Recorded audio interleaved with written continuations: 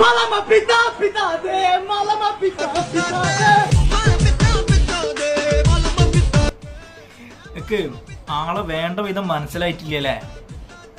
തൊലിക്കട്ടിന്റെ കാര്യത്തിൽ ഇവനെ കഴിച്ചിട്ടേ വേറെ ആരും ഉള്ളൂ. പൂക്ക് കിട്ടിയിട്ട് കിട്ടി മടുത്തൊരു വ്യക്തിയാണ് അവന് സൈഫു. ഇൻസ്റ്റാഗ്രാം ഐഡി ഒന്ന് പോയി നോക്കിയാൽ മതി നിങ്ങൾ. പണി ഇവിടെ കൊടുക്കാം.